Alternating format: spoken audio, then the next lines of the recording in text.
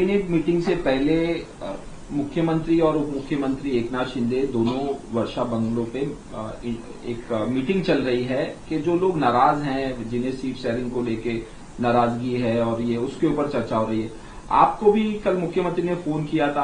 आज कब आपसे मुख्यमंत्री और मुख्यमंत्री देवेंद्र फडणवीस और एकनाथ शिंदे कब मिल रहे हैं, क्या कह रहे हैं? मुझे लगता है कि मुख्यमंत्री जी ने वर्षा बंगले पर आज हमें 2:30 बजे का टाइम दिया है। और जिस तरह प्रवीण दरेकर जी कल इधर आए थे और उनके सामने हमने ये प्रस्ताव रखा था कि हमने 39 जगह पर उम्मीदवारी अर्ज दाखिल किए हैं, लेकिन अगर मुख्यमंत्री जी चाहते हैं कि भाई इसमें जो कोई न कोई तो मार्ग निकलना चाहिए, तो मुख्यमंत्री जी के साथ आज मीटिंग होने की आवश्यकता है। और 2 तारीख को विड्रॉवल है, तो उसके पहले हमारी मांग इतनी है कि जो सीटें हमने मांगी थी उसमें जैसे 7-8 सीटें तो हमको मिलनी चाहिए। वहां कुछ लोगों ने उनके फॉर्म विड्रॉ करने की आवश्यकता है और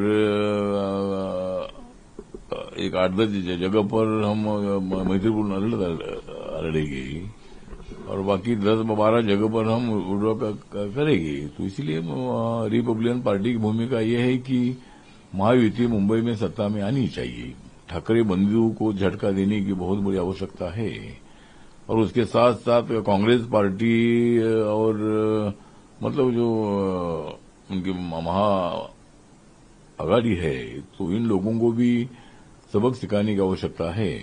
तो रिपब्लिकन पार्टी नरेंद्र मोदी जी के डेवलपमेंट के विषय पर विश्वास रखकर रिपब्लिकन पार्टी उनके साथ है, बीजेपी के साथ है, इंडिया के साथ है।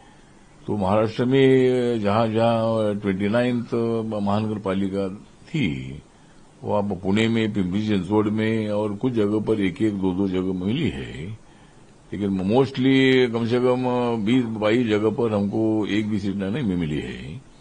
इसीलिए आज मुख्यमंत्री जी ने 2:30 बजे बुलाया है।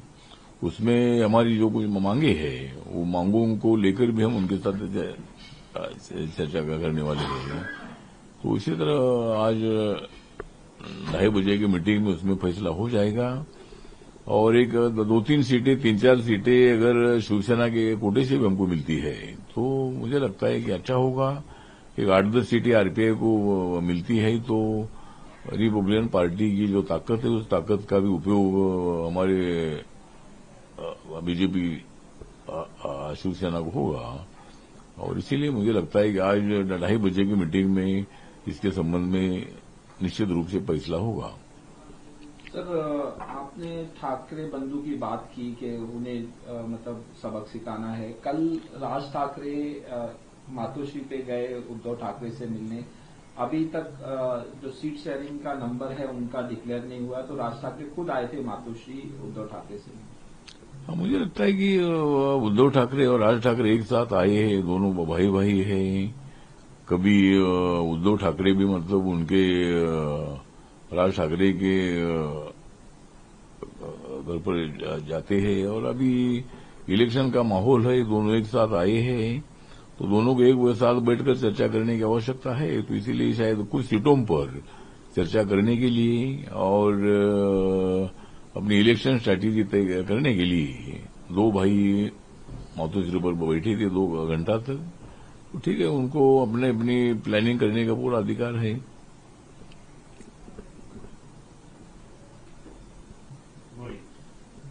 सर, अमित शाह का बयान आया कि पश्चिम बंगाल में जो ममता बनर्जी की सरकार है वो फेंसिंग के लिए जगह, मतलब जो बॉर्डर की फेंसिंग होती है उसके लिए जगह नहीं उपलब्ध करा रही है और बाकी चीजें हैं, इस वजह से घुसपैठिए जो हैं वो पश्चिम बंगाल में आ रहे हैं। हम माननीय अमित शाह जी अपने देश के गृह मंत्री भी है, बीजेपी के सीनियर नेता भी है। तो उन्होंने मतलब जिस तरह बात की है कि भाई जो वेस्ट बंगाल की जो बॉर्डर है, ये बॉर्डर बांग्लादेश की बॉर्डर है और वहां पे फेंसिंग होने की आवश्यकता है, बॉर्डर बनने की आवश्यकता है। लेकिन राज्य सरकार की तरफ से जगह न देने से वहां बॉर्डर ठीक ढंग से नहीं बन पा रही है। इसीलिए बहुत सारे घुसपैठी मतलब बांग्लादेश से अपने बंगाल में आते हैं और उनका होर्डिंग में नाम डालकर ममता बनर्जी मतलब गलत इस्तेमाल कर रही है। तो ये जो आरोप माननीय अमित शाह जी ने किया है वे सही है। एक तो ममता बनर्जी ने बॉर्डर के लिए जगह देनी चाहिए और वो बॉर्डर जो है ये बॉर्डर से कोई घुसपैठी ना आए, इसके लिए हमें प्रयत्न करने की आवश्यकता है और ममता बनर्जी ने उसके लिए जगह देनी चाहिए। सर, पश्चिम बंगाल के टीएमसी के लीडर हैं कुणाल घोष, वो कह रहे हैं कि बीजेपी को जो है वो 30 सीटें भी नहीं मिलेंगी असेंबली इलेक्शन में। जो वेस्ट बंगाल में होने वाला है असेंबली इलेक्शन, उसमें 30 सीटें भी नहीं मिलेंगी बीजेपी को। ये कुणाल घोष हैं टीएमसी के लीडर, उनका कहना है। मुझे लगता है कि एक तो टीएमसी को क्या बयान देना है उनको अधिकार है, लेकिन जो सीटें इतनी कम मिलेगी इसी तरह का जो बयान है उसमें बिल्कुल तथ्य नहीं है।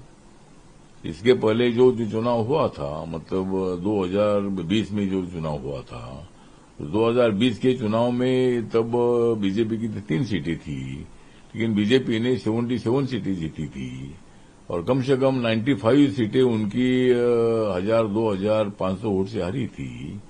तो उस वक्त ये हुआ था कि ममता बनर्जी ने मतलब एक इमोशनल वातावरण क्रिएट किया था और लोगों को भी ऐसा लगा और ये प्रचार किया जा रहा था कि नरेंद्र मोदी और अमित शाह बाहर के लोग हैं और ये बाहर के लोग हमारे ममता दीदी को यहां से हटाने के लिए आए हैं। इसी तरह का बहुत ज्यादा प्रचार हुआ और कांग्रेस पार्टी और कम्युनिस्टों को मिलने वाला जो वोट है वो सारा वोट मैक्सिमम वोट यहां ममता बनर्जी के टीएमसी को मिला और इसीलिए बीजेपी की 95 सीटें बहुत सारी कम वोटों जारी थी। अगर 1.5-2% वोट अगर कांग्रेस और कम्युनिस्ट लेते थे तो शायद वहां बीजेपी की सरकार आती थी, लेकिन अभी टीएमसी को डर ये है कि भाई बीजेपी सत्ता में आ सकती है, क्योंकि वेस्ट बंगाल का जो वातावरण है वातावरण बहुत बड़ा अशांत है। वहां जो रेप की घटनाएं बहुत ज्यादा होती जा रही है। बीच में एक डॉक्टर पर रेप की घटना हुई और पूरे वेस्ट बंगाल में डॉक्टरों ने, नर्सेस ने और जनता ने बहुत बड़ा रोष व्यक्त किया था और अनेक जगह पर इसी तरह की घटनाएं घट रही है। वहां एक दूसरे पर हमले किए जा रहे हैं और ममता बनर्जी की सरकार उसके लिए कुछ भी नहीं कर रही है। उनके पार्टी के लोग गुंडागर्दी कर रहे हैं। इसीलिए लोगों में वातावरण ऐसा है कि इस वक्त भारतीय जनता पार्टी को सत्ता देनी चाहिए। इसी तरह की वहां के लोगों की भावना है और वहां मतलब जो क्लियर मेजोरिटी है, ये क्लियर मेजोरिटी बीजेपी को मिलेगी और बीजेपी का वहां मुख्यमंत्री बनेगा, ऐसा हमें पूरा विश्वास है। सर, जो इंडिया है वो चौथे नंबर की लार्जेस्ट इकोनॉमी बन गई है, जापान को पीछे कर दिया और कह रहे हैं कि 2-3 साल में जर्मनी को भी इंडिया पीछे कर दी। हाँ, तो मतलब जिस तरह नरेंद्र मोदी जी की सरकार 2014 में आई, एनडीए की सरकार आई, तब अपनी इकोनॉमी 10 नंबर पर थी। 10 साल जब उन्होंने पूरे किए थे तब अपनी इकोनॉमी 5 नंबर पर आई थी और अभी मतलब 11.5 साल हमने निकालने के बाद हमारी इकोनॉमी 4 नंबर पर आई है। जापान 4 नंबर पर था, 3 नंबर पर जर्मनी है, 2 नंबर पर चाइना है, 1 नंबर पर अमेरिका है। तो कुछ ही दिनों में, कुछ 1-1.5 साल के अंदर ही हमारी इकोनॉमी 3 नंबर पर जाएगी और जर्मनी नंबर पर 4 पर आएगा और भारत नंबर 3 पर जाएगा और 2-3 साल के बाद चाइना की जगह पर भारत जाएगा और भारत की जगह पर चाइना आएगा और हम 2 नंबर पर जाएंगे। और एक दिन हमारा लक्ष्य है कि हमारी इंडियन इकोनॉमी फर्स्ट नंबर पर आनी चाहिए। जरूर अमेरिका को पीछे करके हमारी इकोनॉमी नंबर 1 पर भी आ सकती है, क्योंकि मेड इन इंडिया के माध्यम से बहुत सारा माल यहाँ बन रहा है, एक्सपोर्ट बढ़ गया है, इम्पोर्ट ज्यादा नहीं होना चाहिए, इसकी ये हमारी भूमिका है। और इसीलिए अगर उद्योग ज्यादा बढ़ेंगे तो यहाँ रोजगार भी बढ़ेगा और बेरोजगारी खत्म हो जाएगी। गरीबी की रेखा जो है वो भी मतलब गरीब लोगों की संख्या बहुत सारी कम हो जाएगी। और हमारे कार्यकाल में 25 करोड़ लोग 10 सालों में गरीब रेखा के ऊपर आए हैं। तो इसी तरह अपनी इकोनॉमी बहुत सारी डेवलप हो रही है, जीडीपी अपना दर बहुत अच्छा बन रहा है और इसीलिए हमारी इकोनॉमी बहुत जल्द 3 नंबर पर आएगी। और अभी पूरे दुनिया के आंकड़े के अनुसार अपनी इकोनॉमी जापान के जगह पर हमारी 4 नंबर पर आई है और उसमें माननीय नरेंद्र मोदी जी का बहुत बड़ा योगदान है और इसीलिए मैं उनका आभार व्यक्त करता हूं। तो पश्चिम बंगाल में 2 हफ्ते में तीसरा ये मामला हुआ है, एक हिंदू को मारा गया है, माइनॉरिटी को बांग्लादेश में मारा गया है। बांग्लादेश में इस तरह से हो रहा है, क्या कहना चाहिए? मुझे लगता है कि बांग्लादेश में माइनॉरिटी में वहां हिंदू समाज है, उसमें दलित समाज भी है और वहां जो भी मतलब भारत के वहां रहने वाले लोगों की सुरक्षा बढ़ाने की आवश्यकता है। जो सरकार वहां की है, इन्होंने मतलब वहां के हिंदुओं की या जो वहां के माइनॉरिटी के लोग हैं उनकी सुरक्षा करने की आवश्यकता है। लेकिन हिंदू नौजवानों पर, हिंदू एक्टिविस्ट पर हमले हो रहे हैं और अभी तक 3 से ज्यादा लोगों पर हमले हुए हैं। बीच में वहां के हिंदू लोगों ने बहुत बड़ी रैली भी निकाली थी और सरकार ने हमारी सुरक्षा करनी ही चाहिए इसी तरह की भूमिका ले ली थी। और भारत सरकार की तरफ से भी बांग्लादेश सरकार को बताया गया है कि भाई वहां के हिंदुओं की पूरी सुरक्षा होनी चाहिए। तो एक तो हमले हिंदुओं पर करना ठीक नहीं है, उसको रोकने की जिम्मेदारी बांग्लादेश सरकार की है और उन्होंने वहां के हिंदुओं का संरक्षण करना ही चाहिए।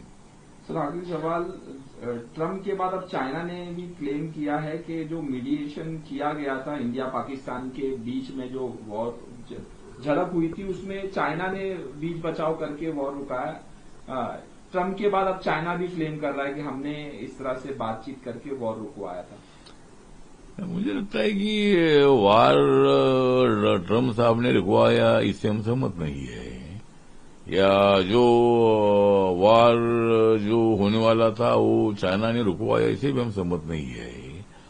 हमने खुद ही जो ऑपरेशन सिंदूर था, तो ऑपरेशन सिंदूर के माध्यम से हमारा लक्ष्य ये था कि जिन आतंकवादियों ने पहलगाम में आकर हमारे 26 लोगों की जान ले ली है, कुछ लोग जख्मी हुए हैं और ये बात हमारे लिए बहुत बड़ी गंभीर थी और उसमें पूरा रिपोर्ट सामने आया कि पाकिस्तान सरकार, आईएसआई और वहां के आतंकवादी लोग और वहां के आर्मी के लोग, उन्होंने ऐसा प्लान किया था कि भाई आर्टिकल 370 हटाने के बाद जम्मू कश्मीर में बहुत सारे पुरुष बढ़ रहे हैं, फॉरेन लोग उधर ज्यादा आ रहे हैं, इंडिया के कोने कोने से लोग उधर आ रहे हैं, तो उसको अगर रोकना है तो एक आधा हमला होना चाहिए। इसी तरह का प्लान किया गया था और अचानक आर्मी के ड्रेस में आकर उन लोगों ने वहां हमला किया था। तो उसका जवाब तो हमने दिया था, ऑपरेशन सिंदूर के माध्यम से 100 से ज्यादा आतंकवादियों का खात्मा किया था और उनके जो पाक व्याप्त कश्मीर जो अड्डे थे उनको ध्वस्त किए थे। इतना हमारा लक्ष्य था और इसीलिए मुझे लगता है कि वार रुकवाया, ये जो बात हो रही है इसमें बिल्कुल तथ्य नहीं है। ये वार नहीं था, ये बदला था। हमने वार के लिए मतलब ये नहीं किया था। हमारे लोगों को अगर आप घुस कर आकर तुम ऐसा करते हैं तो तुम्हारे यहाँ भी घुस कर मारेंगे। और ये सरकार, ये जमाना पहला जमाना नहीं है, नरेंद्र मोदी का जमाना है और हम इसी तरह का कोई अगर पाकिस्तान टीडी नजर हमारे ऊपर देखेगा, कुछ गलत कदम उठाएगा तो घुस कर मारेंगे, ये हमारी भूमिका है। और हम पाकिस्तान के साथ अच्छे संबंध रखना चाहते हैं। पाकिस्तान ने आतंकवादी एक्टिविटी तो रोकना चाहिए और वहां जो गरीबी बढ़ रही है, वहां के लोगों की हालत बहुत बड़ी बिगड़ती जा रही है, उनकी इकोनॉमी पूरी कोलैप्स हो गई है। तो पाकिस्तान ने सोचकर, वो हमारा भारत का एक अविभाज्य स्टेट था और मतलब वहां पाकिस्तान ने मतलब आतंकवादी एक्टिविटीज को रोककर भारत सरकार के साथ अच्छे संबंध रखना चाहिए और भारत का सहारा लेकर वहां की इकोनॉमी डेवलप करनी चाहिए। व्यापार में भारत के साथ उन्होंने कोई आगे कदम उठाना चाहिए। तो ये पाकिस्तान समझ नहीं रहा है। पाकिस्तान जानबूझकर आतंकवादी एक्टिविटीज को बढ़ावा दे रहा है और इसीलिए मुझे लगता है कि अगर इसी तरह आतंकवादी एक्टिविटी चलती रहेगी तो अपने संबंध अच्छे नहीं हो सकते हैं। लेकिन अगर पाकिस्तान गड़बड़ करेगा तो उनको घुस कर मारेगी।